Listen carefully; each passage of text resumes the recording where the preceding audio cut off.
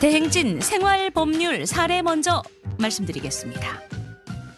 입사 8년차 직장인입니다. 제가 고등학교를 졸업하고 입사했을 때는 20명 규모의 작은 회사였는데 지금은 직원만 100명이 넘는 중견기업이 됐습니다.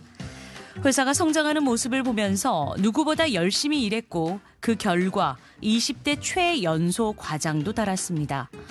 그런데 작년에 대기업 출신 차장님과 부장님이 새로 오면서 모든 것이 달라졌습니다.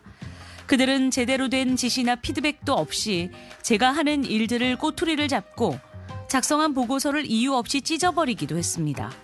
그러면서 이렇게 하는데 어떻게 회사가 굴러갔는지 모르겠다. 고졸 출신이 다 그렇지 뭐, 이런 거친 말로 저를 깎아내렸습니다. 특히 제 업무를 거래처에 다니며 혼자 하는 업무로 바꿔서 회의에도 참석하지 못하게 해 어떤 날은 동료들과 말 한마디 못하고 퇴근을 합니다. 그렇게 1년이 지나니 너무 힘들고 이제는 제가 정말 무능력한 사람이 되어버린 것 같습니다. 저들을 직장 내의 괴롭힘으로 신고할 수 있을까요?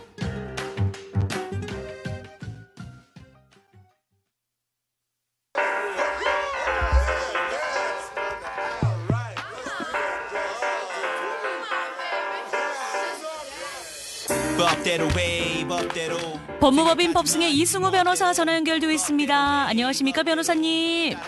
법대로 해, 법대로. 예, 반갑습니다. 네, 이승우입니다. 네, 오늘 직장 내 괴롭힘에 대한 부분인데요. 어떻습니까, 변호사님? 저 정도면은 당연히 직장 내 괴롭힘으로 신고할 수 있지 않을까요? 네, 신고 가능할 것 같습니다. 예. 듣기만 해도 정말 너무나 괴로운 상황인데요. 그러니까요. 속상해요. 네네, 사연처럼 이제 반복적으로 모욕적 발언, 부당한 업무 배치, 뭐 교육도 제대로 없으면서 이렇게 반복되면 직장 내 괴롭힘으로 인정이 됩니다. 직장 내 괴롭힘 금지법이 시행된 지 이제 5년이 지났지만 직장이 많이 변한 것 같지만 또 변하지 않은 직장들도 많이 있습니다. 네. 여전히 이제 직장 내 괴롭힘으로 고통을 받고 있는 근로자분들 뉴스에서 많이 보게 되는데요. 안타까운 건 이제 피해자분들 중에 많은 분들이 다른 사람들도 이 정도는 다 견디는데 왜 나만 못 참는 거 아니야? 이런 생각하면서 참을 수 없는 이 직장 내 괴롭힘을 마치 본인의 문제만으로 치부하고 처우를 견디면서 지낸다는 겁니다. 예, 결국 이제 괴롭힘이라는 게 수치화하기가 어렵다 보니까 이런 문제가 생기는 것 같은데 어디까지 참아야 되고 어디서부터를 직장 내의 괴롭힘으로 봐야 될지 좀 판단하기가 힘든 감도 분명히 있을 것 같아요. 네네. 자, 조금 어렵지만 한번 설명드려 볼 테니까 기억을 해 보시죠. 네. 자, 직장 내에 이제 지위도 있고 또 서로 상호 간의 관계도 있습니다. 이제 그런데 내가 어떤 사람보다 우위에 있어요. 이런 상태에서 업무의 적정한 범위 내에서 뭔가 지시하거나 또는 관계상의 필요를 쓰는 거는 괜찮겠죠. 네. 근데 그 수준을 초과하는 겁니다. 넘어서는 거죠. 넘어서서 신체적으로 정신적으로 고통을 주는 뭐 이런 행동을 하는 거죠.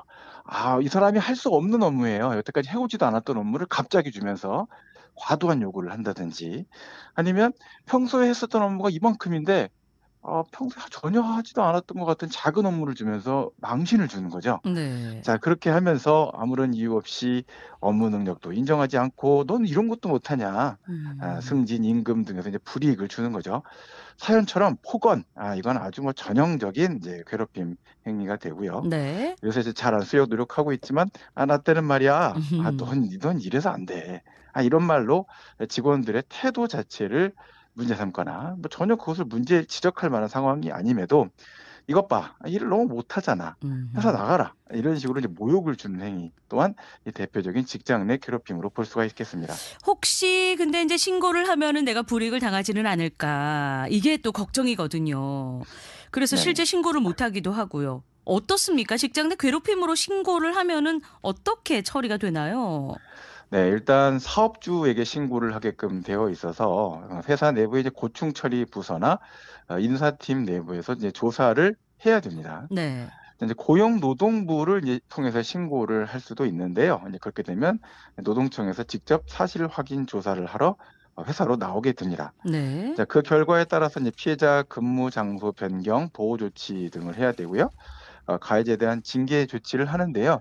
기본적인 내용은 가해 중단과 가해자와 피해자의 분리 조치입니다. 네. 자, 이제 그 공식적인 신고 절차 가게 되면 아무래도 서로 좀 부담이 좀 있죠. 그런 생각이 들다 그렇죠. 보니까 제 생각에는 대표자께서 사연자분을 20대 과장으로 승진시켜 주셨던 아마 그분이지 않을까 싶은데, 네. 자, 그 대표라고 한다면 대기업 출신 상급자들이 도대체 어떻게 일을 하고 어떻게 횡포를 부리고 있는지를 잘 모르실 수도 있을 것 같아요. 네. 예, 그러면 이제 그런 점들을 한번 확인해 보시기 위해서라도 진지하게 한번 면담을 해 보시면 심적인 부담도 낮은 상태에서 신고 등을 결정하실 수가 있을 것 같아서 이제 후회가 없을 것 같고요. 네. 자, 이제 사업자가 만약에 이런 내용들을 이제 신고받거나 인지하게 됐는데도 조사 안 했다, 이렇게 되면 이제 500만 원 이하의 과태료를 부과받고, 신고를 받았는데 오히려 뭐 차장 부장 감싸고 돌면서 이게 과장인 피해자에게 불이익 주면서 문제 삼고 하면 형사적인 처벌, 이제 3년 이하의 징역 또는 3천만 원 이하의 벌금형에 처해질 수도 있습니다. 아 그렇군요. 예. 네네네. 또 인제 이 문제랑 또 별개 문제로요. 이 직장 내 괴롭힘 자체의 그 행위가 폭행이 될 수도 있고 협박이 될 수도 있고 명예훼손이 될 수도 있고, 그렇기 때문에 그에 대한 형사적인 책임은 또 별도의 문제로 발생하고 민사상 손해배상 청구도 가능합니다. 네. 그럼 이제 사연자분이 신고하려면은 증거가 필요할 텐데 어떤 걸 준비를 하는 게 유리할까요? 네. 증거 수집 뭐 아무리 강조해도 지나치지 않은데요. 스마트폰 다 갖고 계시죠? 네. 최대한 활용해서 모욕적 발언, 부당 지시 이런 것들이 인제 이메일, 메신저 대화 확보하시면 좋고요. 회사 사무실에서 저를 지칭해서 직접 대화하지 않더라도 큰 소리로 막 이야기하고 있는 그런 상황들이 생기거나 그 구석에서 대화하고 있는 그런 내용들이 있을 수가 있어요. 그 내용을 녹음을 해도 이게 이제 통신비밀보호법 문제는 되지 않는다. 도청에 해당되는 것은 아니다. 이렇게 보는 판례도 있으니까 참고하시면 네. 좋겠고요. 자, 피해 사실을 증언해 줄 수 있는 다른 직원들의 이제 증언을 미리 확보해 놓으시는 게 좋습니다. 음. 또 스트레스로 인한 정신과 진료 받으셨다면 진료 기록 확보해서 피해 사실을 좀 객관화할 수도 있습니다. 네. 근데 녹취도 도움이 된다고 하셨는데 사실 이제 본인은 이렇게 당하다 보면은 놓칠 수도 있는 부분을 회사 동료가 혹시 옆에서 녹취를 해 준다면은 이것도 어떻게 법적으로 불법 녹음인 건가요?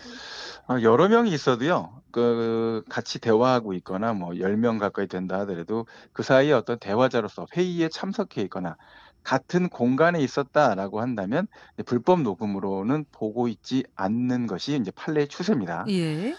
자, 이제 예를 들어서 인제 한 공무원이 작은 사무실에서 직장 상사가 부하 직원들한테 막 욕설을 하는 거예요. 그러니까 그걸 네. 못 견디겠어서 어떻게 하다 보니까 녹음을 했어요. 그래서 그걸 가지고 인사팀에 신고를 한 겁니다. 네. 네, 그러니까 그 직장 상사가 "너 그거 불법 녹음한 거야. 내가 너 언제 너랑 대화했어."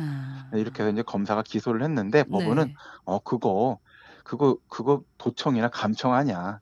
무죄 판결을 그래서 선고를 했습니다. 예. 자, 인제 그러니까 인제 결국은 해당 대화의 참여자라고 볼 수 있는 그런 환경이 조성돼 있다라고 한다면 들을 수 있는 상태에서 누구든지 녹음을 할 수 있다라는 거죠. 그러니까 동료가 녹음을 해 줘도 괜찮고요. 네. 자, 이런 형태의 녹취도 불법이 아니다라는 이제 중요한 사례니까 참고하시면 좋을 것 같습니다.